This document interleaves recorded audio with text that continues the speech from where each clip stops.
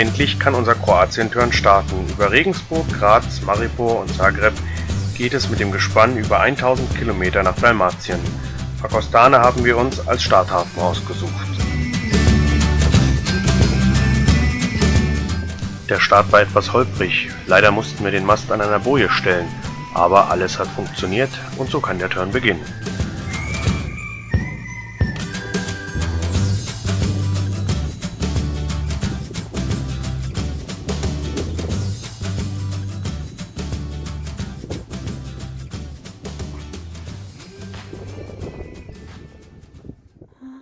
Nach den ganzen Anstrengungen, Kranen, Mast stellen, Boot einräumen und See klar machen, entscheiden wir uns für eine kurze Etappe von 5 Seemeilen in die Bucht Vela Luca.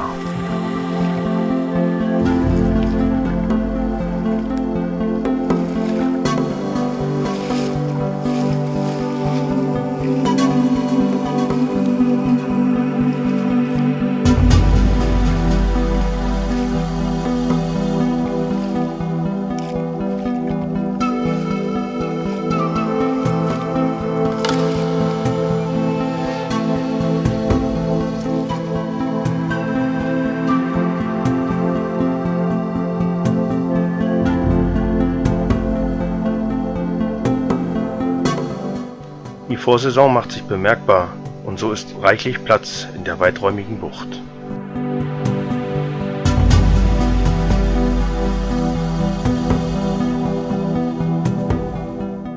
Weiter geht unser Turn außen um die Insel Murter in die Marina Vodice, unsere erste kroatische Marina.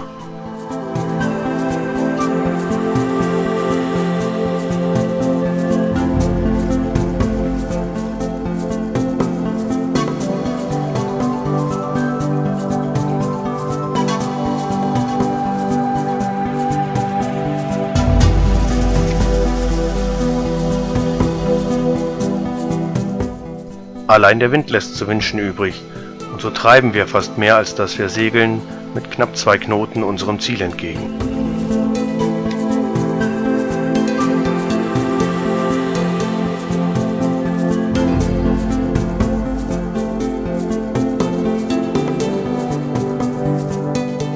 Am nächsten Morgen verlassen wir Vodice, eigentlich mit dem Ziel Krka-Wasserfälle oder Šibenik, aber aufgrund der Hitze folgen wir nicht den Massen, sondern halten in einer kleinen Bucht.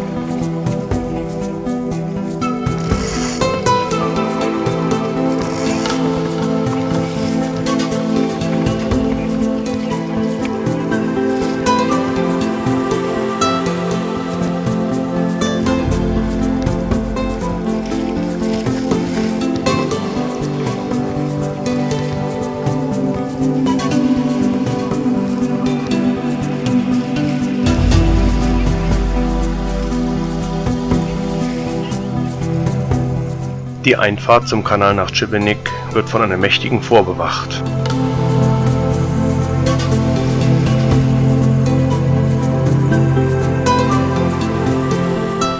Wir haben bei der Hitze keine Lust auf stundenlanges Motoren und so folgen wir nicht den Massen, sondern biegen ab in die kleine Bucht Sveti Ante, wo wir baden und unser Schlauchboot ausprobieren.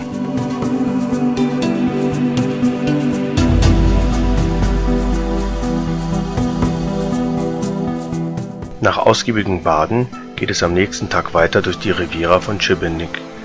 Gegen Abend finden wir einen schönen Ankerplatz.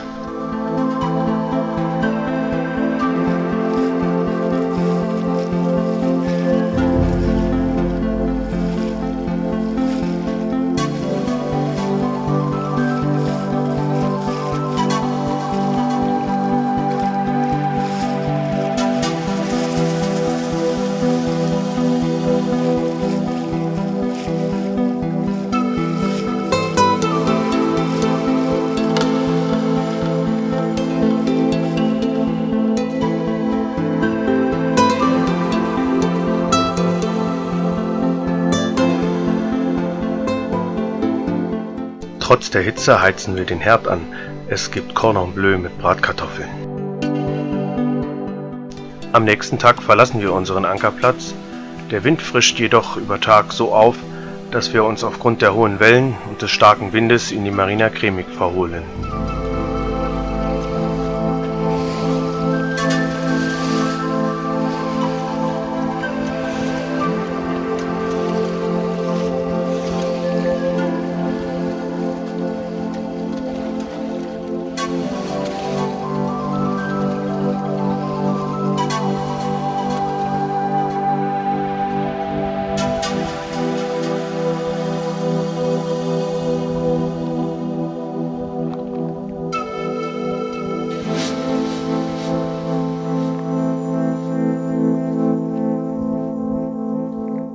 Die Marina liegt geschützt in einer Bucht.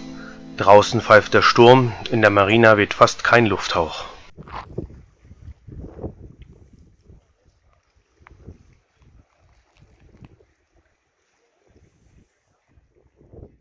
Auch hier sind wir wieder das kleinste Boot im Hafen, doch wenigstens gibt's in der Marina Cremig auch Tarife für kleine Boote.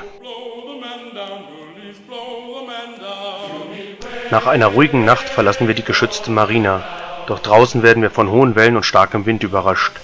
Susi verträgt dieses nicht und so entscheide ich, in die Marina Frapa zu flüchten.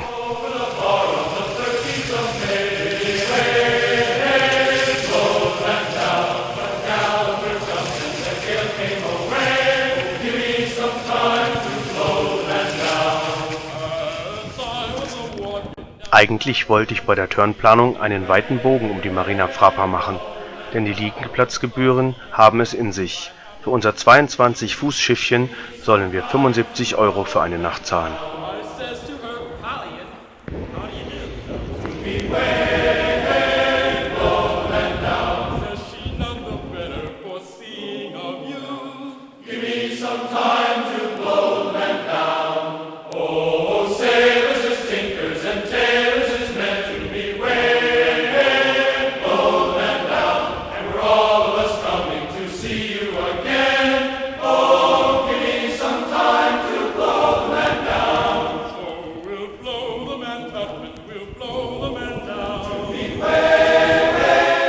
Aufgrund der hohen Welle, die auf dem Stadtkai von Rognica stand, haben wir dort nicht festgemacht. Zum Glück, denn abends hat sich eine Partyflotte dort eingefunden. Wir verlassen die Marina mit dem Ziel Blaue Lagune.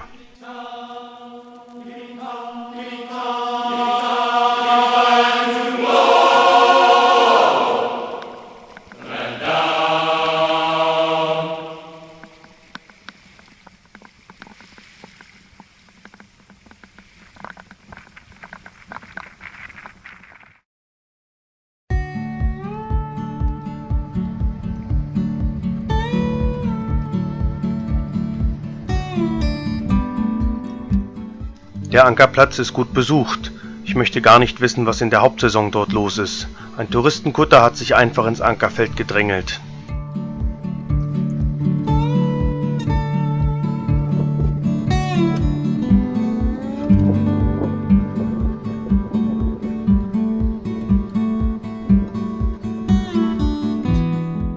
Jetzt ist es Zeit für Kultur. Wir wollen uns das Weltkulturerbe Trogir anschauen.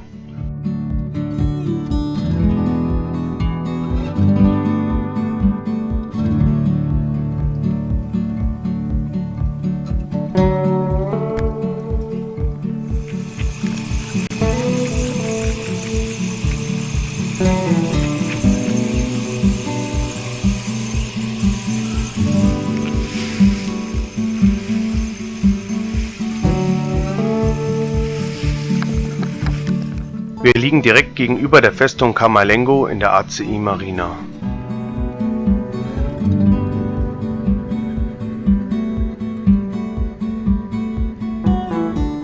Zum Einkaufen allerdings eignet sich die Marina Baotic besser, denn von dort ist fußläufig ein großes Einkaufszentrum gut zu erreichen.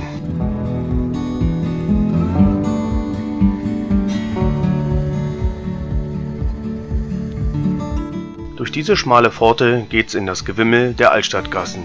Menschen, wohin das Auge blickt.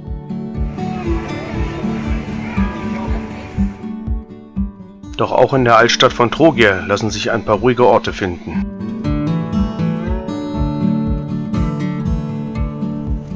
Wir erklimmen die Festung Camerlengo und werden mit einem tollen Blick über die Altstadt und dem Hafen belohnt.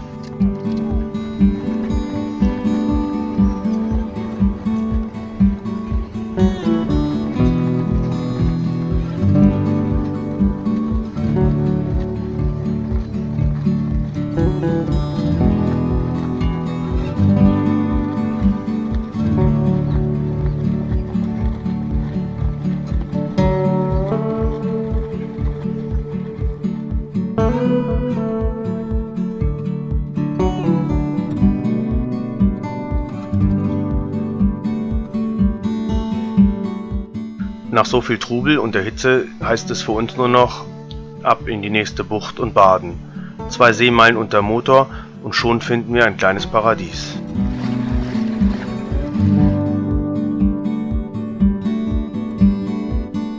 Wir verlassen unser Badeparadies mit Kurs auf Scholta. Eigentlich wollten wir dort bleiben, aber der Wetterbericht meldet für die nächsten 2 Tage Bora mit bis zu 100 Stundenkilometer und so entscheiden wir nach Split zu gehen.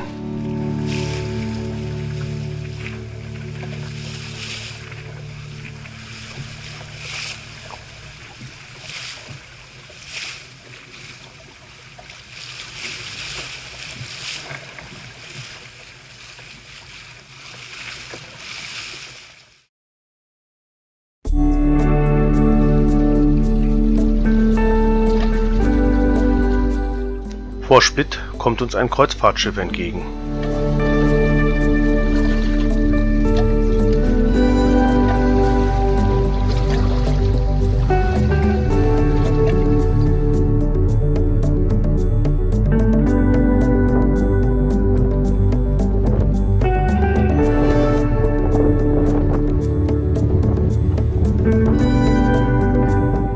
Aufgrund des Wetters bleiben wir 2 Nächte. Dieses kostet unsere Bordkasse 160 € Hafengebühr.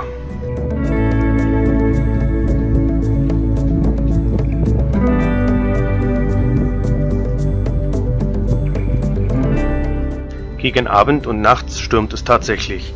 Zerrissene Sonnensegel und allerlei Dinge, die im Hafenbecken treiben, sind die Folge. Dabei ist es angenehm warm, eine merkwürdige Erfahrung.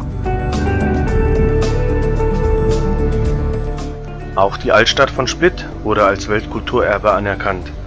Der Diokletianspalast umfasst einen Großteil der Altstadt und ist rund um die Uhr ohne Eintritt zu besuchen.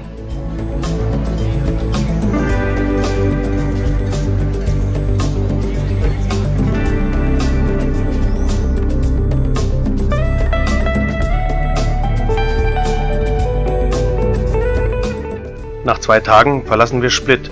Doch der vorhergesagte Südwestwind wandelt sich immer mehr in einen Nordwestwind, der dazu noch immer stärker wird.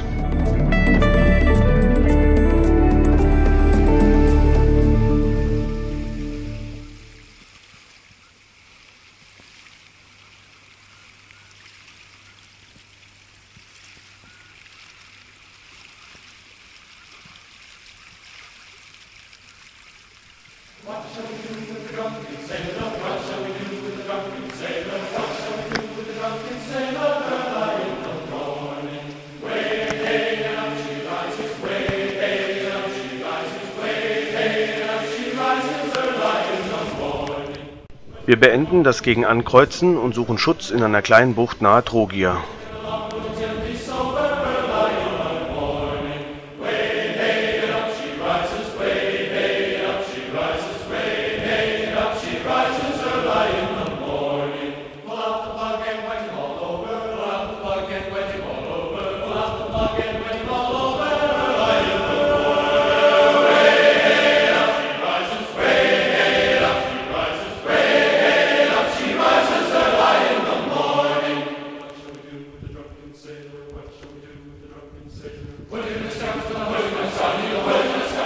Gegen Abend haben wir die ganze Bucht für uns alleine.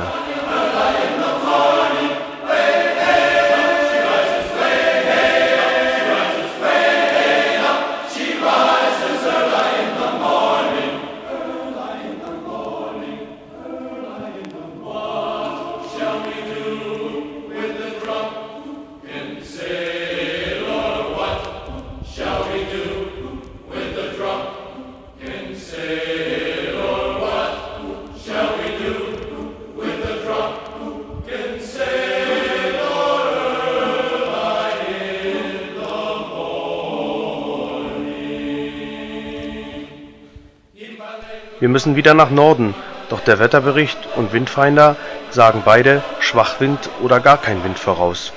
Deshalb halten wir noch einmal in der Marina Cremig, wo wir tanken und noch einen neuen Benzinkanister kaufen.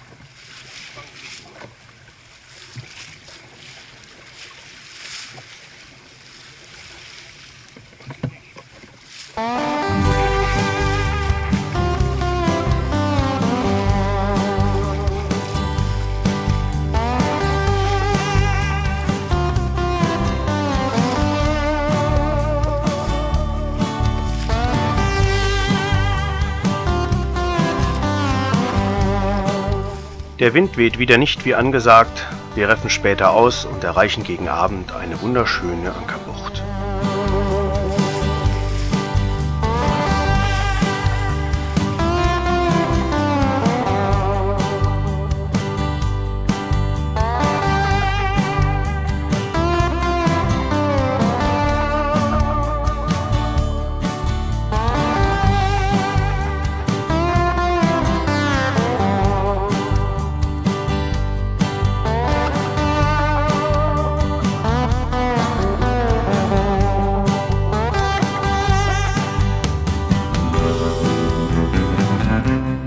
Glasklares Wasser, in dem allerdings fast keine Fische schwimmen.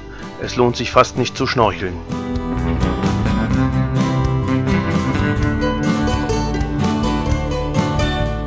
Wir verlassen unseren Ankerplatz, um abends eine Bucht auf Murter zu erreichen. Dort wollen wir uns mit einem Kameraden vom Freiwilligen Seenotdienst, der mit seiner Neptun 27 unterwegs nach Griechenland ist, treffen.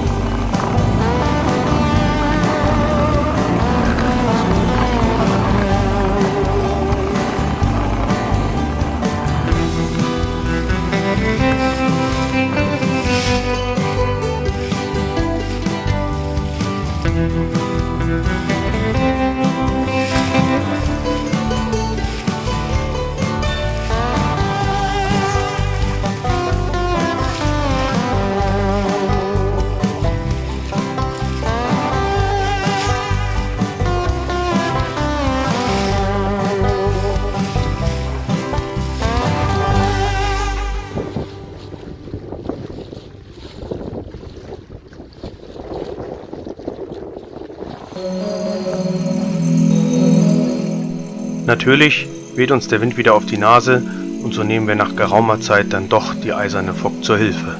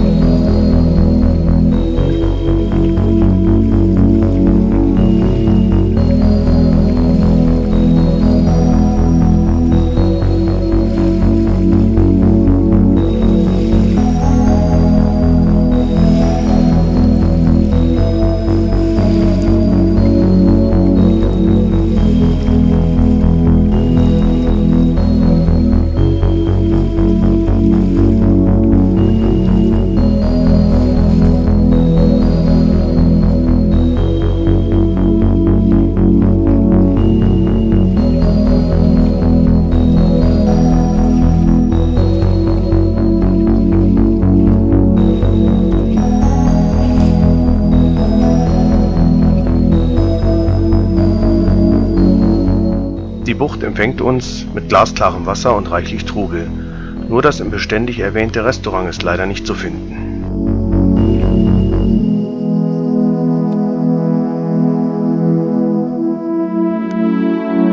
Nach einem schönen gemeinsamen Abend in der Chronobar der Nachbarbucht setzen wir nun Kurs auf Biograd Namoru.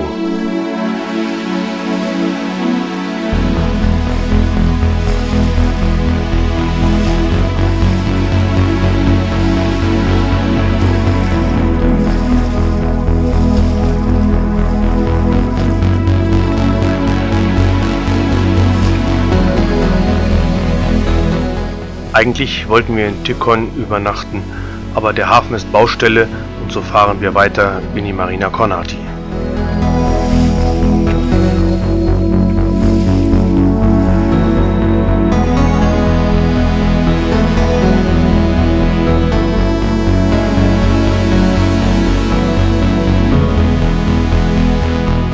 Nachdem wir in der Marina Kornati alles wegen Rauskranen, Parken und Liegeplatz besprochen haben, entscheiden wir uns, Paschman zu umrunden.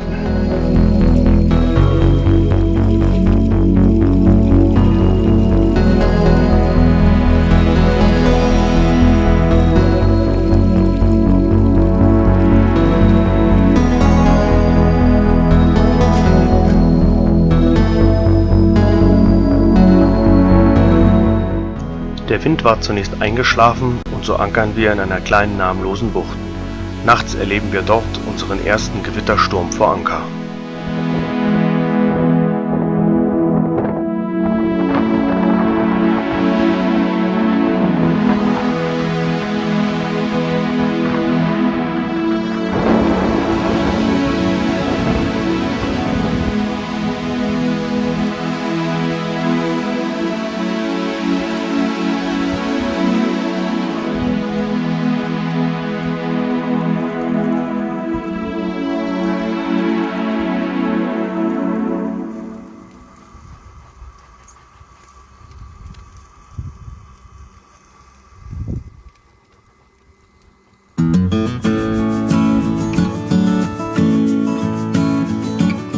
Wir beenden die Umrundung von Paschman und legen in Sichtweite der Marina Kornati noch einen ausgiebigen Badestopp an einer Insel ein, bevor wir dann in den Hafen fahren und anfangen, das Boot auszuladen und alles fürs Kranen vorzubereiten.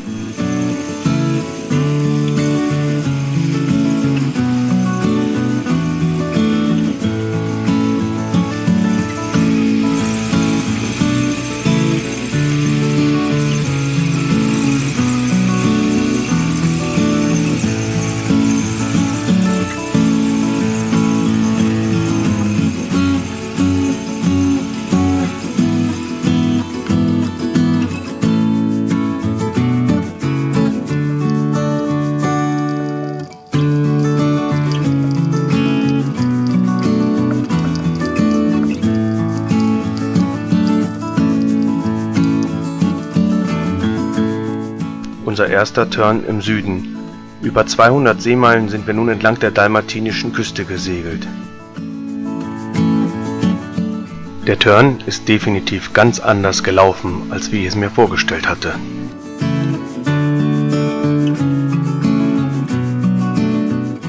Was hat uns an Kroatien gefallen? Zunächst das klare Wasser, die schönen Ankerbuchten und das warme Wetter. Ganz klar hat dieses Revier aber auch seine Schattenseiten. Dazu zählen für mich die hohen Gebühren für das Permit, die Kurtaxe und erst recht die unverschämten Marinapreise für ein solch kleines Boot wie unseres. Manchmal habe ich mich schon ein wenig ausgenommen gefühlt. Und dann war da ja noch die extreme Hitze. Gegen Kälte kann man sich was anziehen. Hitze muss man ertragen.